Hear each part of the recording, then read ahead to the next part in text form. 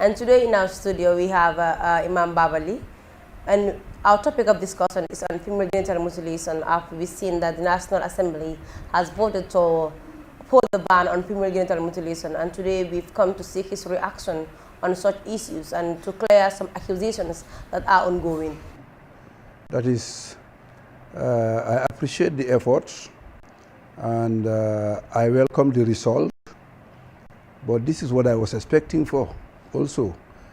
I didn't expect anything less, because really this is what is the right thing to do, and knowing fully well that Gambia is a nation among nations, is a country within the world, bound by the laws of the world. Really, in as much as we are all Muslims, nobody will force us to be otherwise. But really, what is called makrama, as they call it at times they call it sunno, at times they call it nyaka, whatever name it is given to, we know what is its weight as far as Islam is concerned. And we know what it means when it comes to culture. And we also know how harmful it is, how painful it is, how deterrent it is to the health of the young child, much more a woman. So really, I feel the MPs has done the right thing, and we are very well happy with the result. At the same time, I used to say there are certain crises. There are crises, of course, but there are good ones, and this is among them, because it was a big crisis to have debates like this, argument here and there. Some arrogant people get angry, some hearted people take it as personal, but the issue is not a personal issue for any Gambian or for any tribe or for any nation. It is a practice that have been practiced long before all these religions we are talking about, Islam, Judaism, Christianity. So really, it is everybody's business, but nobody should take it personal. And anything one take personal, you will be very angry, you will feel offended, you will feel otherwise, because you take it by yourself, or personal. But this is not personal. So this is among the good crisis. The good crisis in the sense that it makes many people did a lot of research about this subject. Others travel to learn more about it. And even the law enforcement ministry, they must buckle up, and then to make sure they follow up the law of the land, and they enforce it. Before it wasn't. So really, it's a good crisis, and we hope the job is not ended, but today is the day that it started. The day that they rejected the repeal, that is the very day that the job started. People need to know, and they have right to know. People need to be informed. NGOs, other organizations, ulamas, anybody who has interest in the welfare of the girl child should make sure that people are very well informed, are correctly educated, without being biased, without taking issues as tribal issue or personal issues. Thank you so much, Imam. And now the National Assembly have voted to uphold the ban on female genital mutilation or female circumcision, as it is called. What is next on your agenda as activists? Well, my agenda had never changed. Me, as one of my wonderful friends told me, he told me, Imam Baba, love him or hate him, but he's consistent. I'm not a Wilmy Walma person. This is my agenda. My agenda is to make sure women have their due rights as far as Islam is concerned, and not to manipulate Islam to dominate women, not to manipulate in the name of Islam to be well positioned, not to manipulate in the name of Islam to gain something that you don't deserve for. So in a nutshell, I protect Islam and I make sure people get the Islam that we need. The Islam that we need is Islam that unify us. The Islam we need is the Islam that help us to progress. The Islam we need is the Islam that make us have a conducive environment, a good country. This is the kind of Islam we want. But we don't want the kind of Islam that we are seeing in the neighboring countries. Islam that kills, Islam that is bloody, Islam that in the name of Islam deteriorate people's progress. So really, that's my agenda. Whatever comes on my way, I'll take it up. Being traditional practice, be it whatever name you may call it, I will stand against it as long as I am breathing.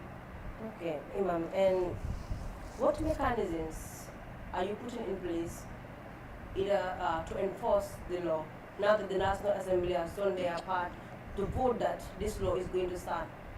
What mechanisms are you guys putting in place when it comes to implementation, being an activist?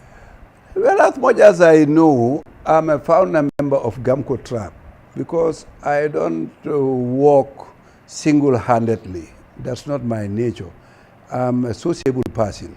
And being a member and a founder, for that matter, for GAMCO TRAP, we have our agenda. Our agenda is to, accelerate our campaign, is to accelerate, re-accelerate our education, is to accelerate our sensitization, to go to the deepest local village of this country and to talk to them because they are part of us. And to talk to our fellow ulamas that we can talk with, our fellow ulamas that are ready to listen to us. That doesn't look us low. You know, when you look somebody low, you will not listen to him. And that low man you are seeing can teach you. You can gain a lot from him. So that's the reality. So really, we are in place. And that's GAMCO TRAP I'm talking about. Now, I'm a commissioner also at the National Human Rights Commission that you may know. We are very well ready to work with the government, to work with the parliament hand in glove, and to make sure that the law is implemented to the letter, and to make sure Gambian people hear what they need to hear, not what they want to hear.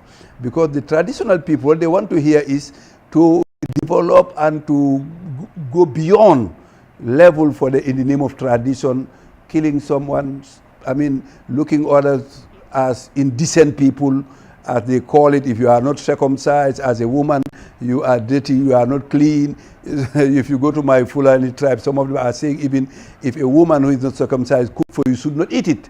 Look how extremist these people are. If they give you water, you should not drink it. That's not true. You never find it anywhere. And then we are very much concerned for those who think when we talk about FGM, people say, no, that's not existing in the Gambia. That's not true. It is existing in the Gambia. In the Gambia, all the types, all the 4 or 5 types of female circumcision are around. They are practicing it.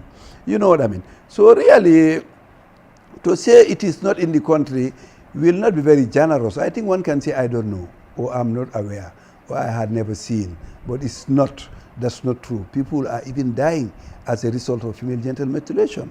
If I sit here and say, no, that's not true, I don't know. If I say, I don't know, I don't know. So really, our mechanism is to talk to people. Our mechanism is to educate people. Our mechanism is to make sure the girl child is protected from any hindrance that can deter their progress. Big education, as some of my Fulani tribes, I tell you, Jangde Debo Jarani Dum. Women education doesn't work for it. If they can read from Amayata down, it's okay. If they can pray, it's okay. If they go up to secondary 4, some of them, in fact, they don't send that girl child to school. And this is what we are fighting for. But unfortunately, we have been painted in a different way. Some people see us as anti-Islam. But how can an imam be anti-Islam? How can an imam, son of imam, who belong to a tribe that is known as Islam, anti-Islam? No, but I am anti anybody that trying to use Islam for self gain or for self-purpose, really. Thank you. Well, also, are you foreseeing any dialogue with the pro-FGM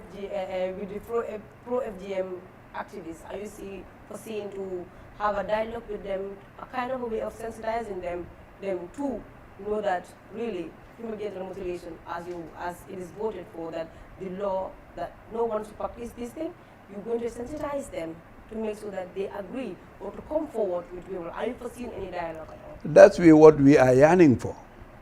I am against debate, but I'm in for dialogue with anybody, big any subject. Why I'm not in for debate? Debate is not Islamic. Because debate, there will be a winner and a loser. And I don't want anybody to lose. I don't want to cause anybody to lose. Debate is fighting for a pride. I'm not looking for any pride. But for dialogue, that's what Islam recommends. Up to an extent that there is a full surah called dialogue in the Holy Quran. If you go to the Quran, you will see a surah called surah to surah. Surah means dialogue.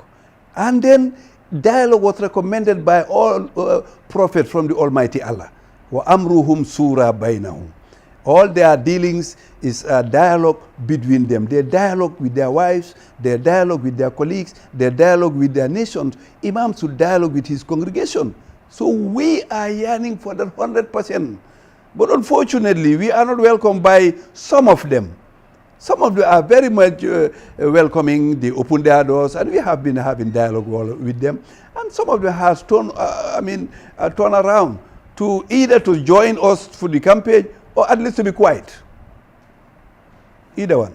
Okay, we've also seen that when the NAMs voted that they uphold the ban on female genital mutilation, we've seen pro-FGM activists said that the National Assembly members who voted to uphold the ban on female genital mutilation voted against the Sunnah of Prophet Muhammad sallallahu alaihi wasallam. What is your take on that? That's the extremism we are talking about. That to say when an MP vote against, you are voting against Holy Prophet Muhammad sallallahu alaihi wasallam, they will never have any dialogue. If they were Muhammad, then one listen to them. But they are not Muhammad, they had never seen Muhammad, they are not in regime Muhammad, they are not even following Muhammad properly. Look, how many sunnahs do we have in our deen? Thousands. No one can follow all of them. You can follow what you can follow, and the rest, you have the intent and love of it. You understand? And this FGM, even if we call it as tradition, as culture, we all know it is not culture to everybody. Our wall of tribes are here. It's not their culture. Are they not Muslim? Are we more Muslim than them? No. Some of the Fulani is not their culture. They are not practicing it.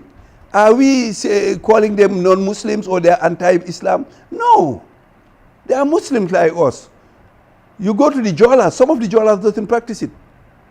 The only tribe that have been observed according to research are practicing it 100% are the Jahankas and Mandinkas.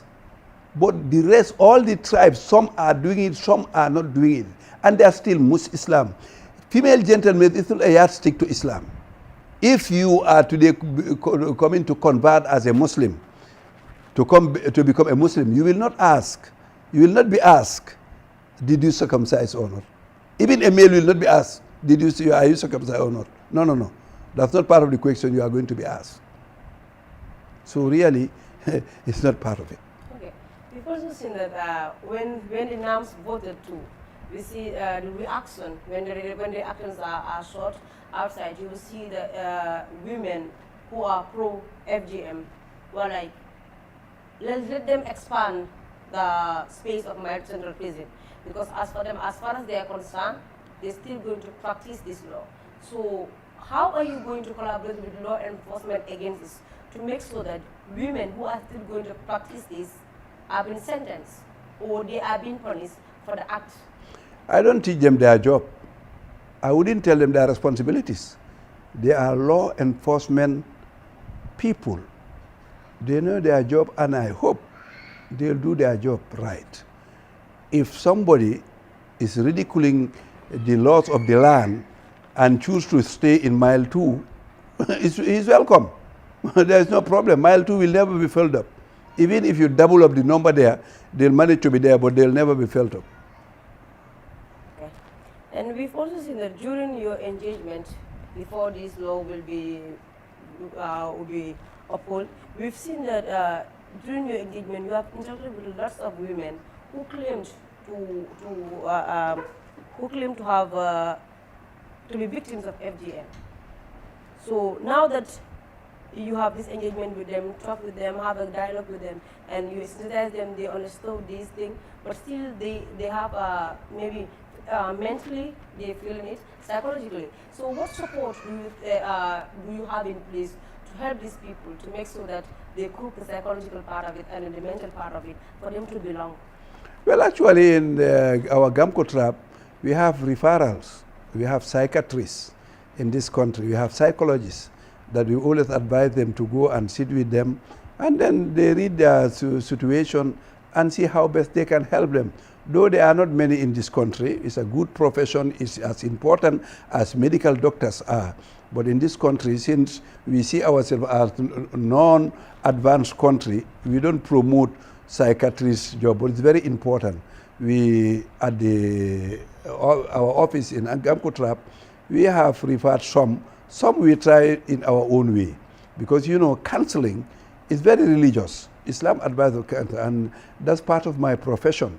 When I studied in America, I did pastoral care providing, and pastoral care involved counseling people, being married people with a difficult life with marriage, or prisons, or sick people, or victims of anything.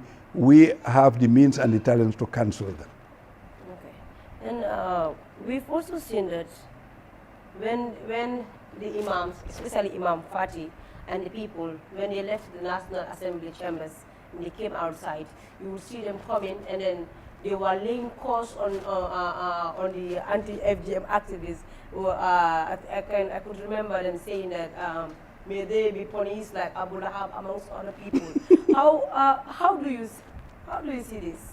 Well, for me, really, Abdullah Fati is somebody that I sympathize with, but he's a very good entertainer.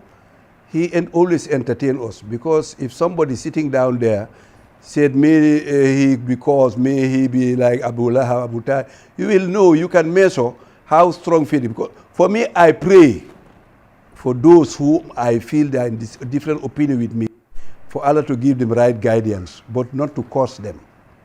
You know, cursing a human being like you itself shows who you are. You are not God. But that is the heart-hearted, that's the way heart-hearted, and that is the way you are in terms of antagonizing fellow human being, fellow Gambian, fellow Muslim, in as much as I have many differences with him, but I have many commonalities with him. So in order to develop our commonalities and to see how we address each other with respect, dignity, and love, that's what he have. And all what you have, that's what you can show out. And you, even the listeners, will sense of tribalism and ignorance with what they are saying. Because what I said is the standpoint of the Supreme Islamic Council, almost is the standpoint of them. It's almost the standpoint of all ulamas, Azhar University. It's my standpoint of OIC. And my standpoint is the standpoint of Imam Usman Jah, Imam Bashiru Darame. But knowing fully well, it has element of tribalism. We are the only people are named. There are others, they know them, but they don't name them because they belong to the same tribe. That's it. This is what we need to stop. We have to stop that. Gambia is one nation, one country. Be a Mandinka, be a Wolof, be a Fula. Since you are a Gambian, you are a fellow Gambian, period. But they are using, even if you listen to their khutbahs in their masjid, they only name Babali. But who cares? My name is more than big to tolerate all these criticisms. At the end of the day, they are the people who are going to fail. Baba is a winner. I was born to win. I'll never lose. Never. Because I know where I set my foot. I know when I open my mouth what to say. I know who to go with, who to deal with. So I'm very much vigilant and know what I'm doing. Alhamdulillah, Allah is giving me the right guidance, and I'm giving the right guidance to the people that listen to me. Great. So in the light of Islam too, hearing an imam stand in front of the media to lay causes on parliamentarians that they themselves voted for. In light of Islam, How is that? Well, it's unacceptable as far as Islam is concerned, as far as humanity is concerned, as far as Gambian beautiful culture is concerned. Because we Gambians, we call ourselves smiling coast. At times we use the word maslaha as a syndrome, which I don't even like, but because maslaha is good to use as far as it doesn't harm somebody. So really, that's not the role or what is expected of an imam. An imam should be a savior, not a cost maker to people. An imam should be somebody who will pray for you to achieve your objectives. That is an imam. An imam should be sympathetic. You see? But that's their level. What can you do with it? That's their level. It's unfortunate. Great. So we move to the Human Rights Commission. As a commissioner of the Human Rights Commission, what has been the stance of the Human Rights Commission since the debate on FGM started? Well, the Human Rights Commission, what they did is not a secret. It's in the open. We have wrote all the ministry, all the stakeholders, and we have seated with MPs, the National Assembly, and we seated with the Minister of Women Affairs. We have exploited all opportunities to make sure we have the result that we have. So really, for the Human Rights Commission, they did what they're supposed to. Okay. We've also seen that before the voting starts, you see some National Assembly members who are taken to Egypt, for example.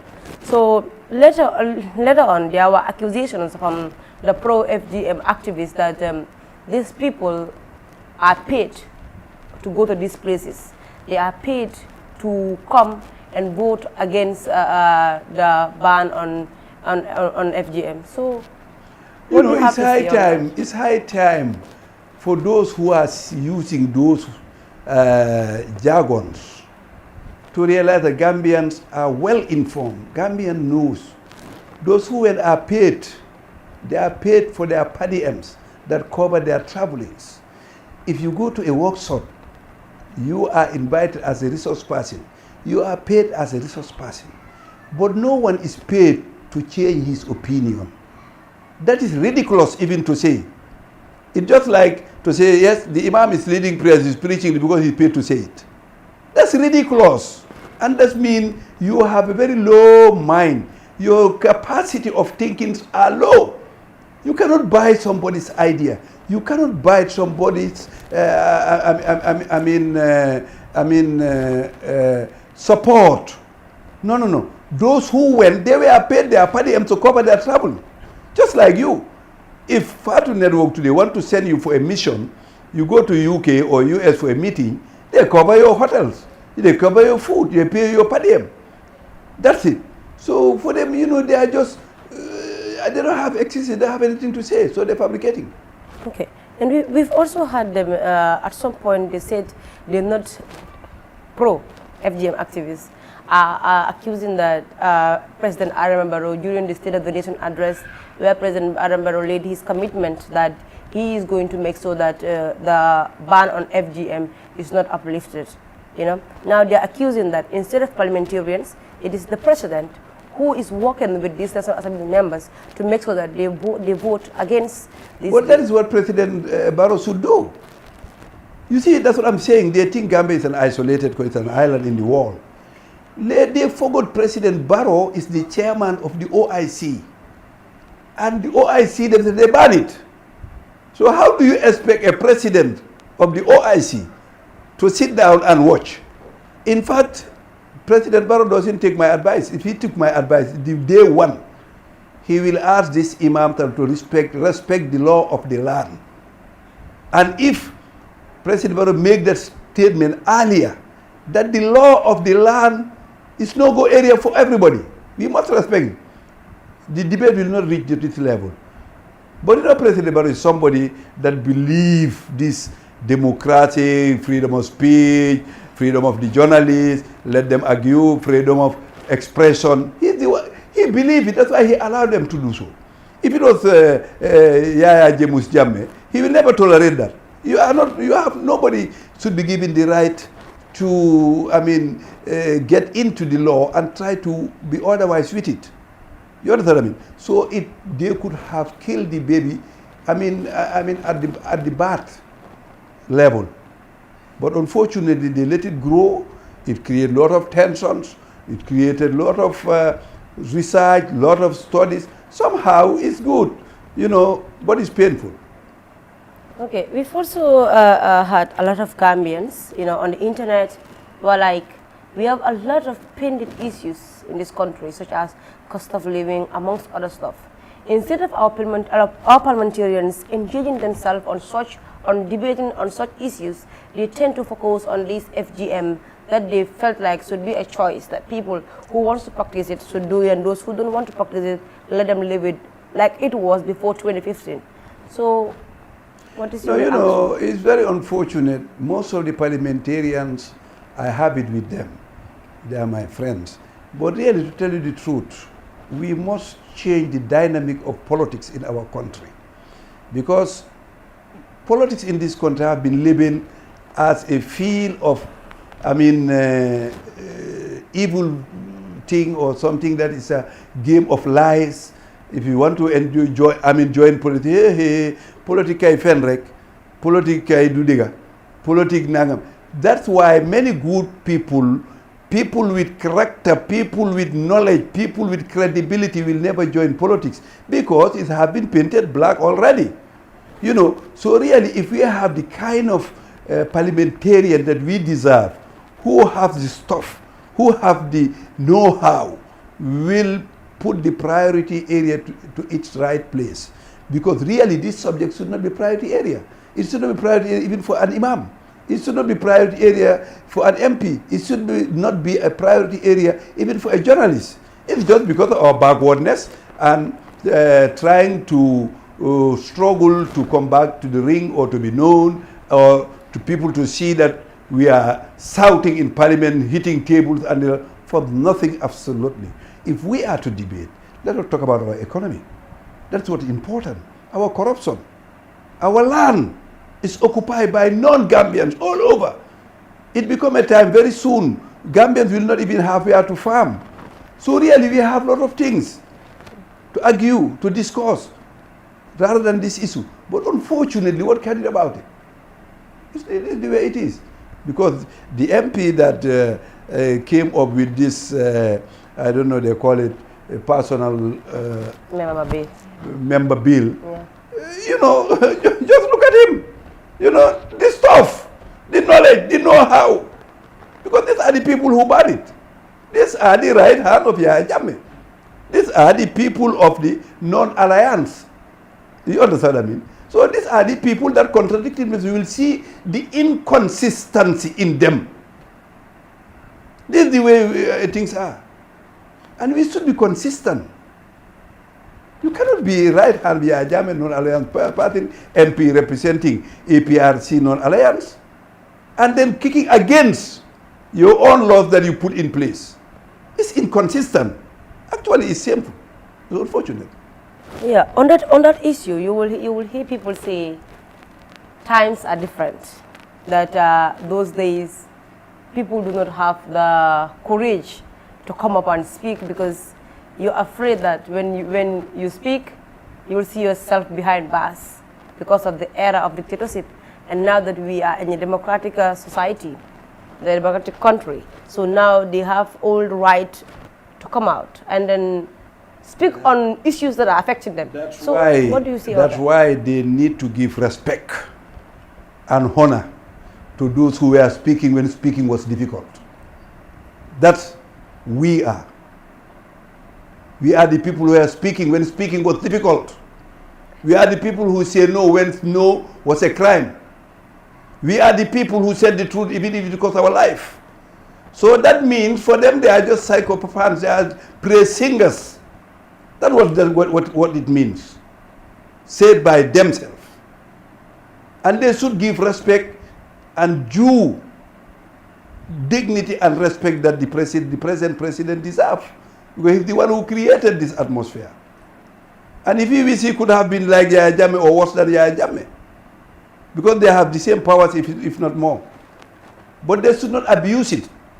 What is fundamental here is we have a very level playing ground, but we are not playing the game well. We are abusing the game. Abusing the game means trying to keep people on a very unnecessary debate. People resources on unnecessary debate. Imagine how many millions it costs for these NAMs to be taken to Egypt for 3 days. It could have been spent in our hospitals. It could have spent in our schools. It could have been spent even in our food. But this is the way it is. Who sponsored their trip to Egypt?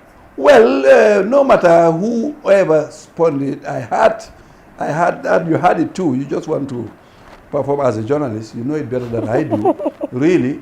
But I had it is sponsored by one of the international stakeholders. Okay. So now let's move to Imam Fati, for example. Like we're talking about them contradicting each other, like the APRC, for example. But we've learned that Imam Fati was an imam at the State House by then, a James era. And this law was banned. The act of circumcision or female genital mutilation was banned at James era. So where do we think Imam Fati was when this was happening? Well, you know, definitely I don't want to be personal. I'm too big for that. I want to be addressing issues. I want to be navigating in knowledge, not to be personal. For me, Apply Fati is too small for me to make my agenda. You know? But really, I don't know more than what you know. He was at the State House. He was in Kanilai. He was praising the president. That was his duty. You understand me? You were here. That was just yesterday. We all have witnessed it. But really, I don't want to take him as my agenda or target, really. Because if I target him, I'm targeting myself. He's my blood brother. He's my grandson. He's my father-in-law in another way, because he gave my brother a wife. That's the first wife of Ibrahim Salah. You see, so really we are so related. We are deeply related. So for me, seeing Abdullah Fati or addressing him, I think I'm beyond that. And finally, Imam, what do you close with regarding this? Well, what advice could you give to pro-FGM activists when it comes to dialogue issues? I'm just praising the journalists, because the journalists had done a very good job and very expensive job, because hadn't been them, the information will not be disseminated as they are. And the other thing, some of my fellow imam have been casting them, insulting them, accusing them as munafiq, accusing some of them as kafirs, accusing some of them as all whatnot. So they are the only qualified, they are the only decent people, they are the only, Muslims, they are the only mu'mins. But thank you very much, they are the small minority of the society. And they are the smallest minority of the world. The world is bigger than them. So my advice is, let us keep the good work. Let us continue encouraging peace and love in our community. Let us continue targeting issues that are worthy for discussion, are worthy for debate, are worthy for dialogue. That is what will help us to progress. Thank you very much, and my greetings to Fatu Kamara. Thank you so much. Thank you so much, viewers, wherever you're watching us. This was an exclusive interview with Imam Babali on the female genital mutilation issue. We've seen that the National Assembly members have voted to leave, that this practice remains a law in this country, that anyone who practices the law has violated the law as the Women's Amendment. Good afternoon, viewers. You're watching us live on the Fatu Network with me, your host, Mama Touray. And today in our studio, we have Imam Babali.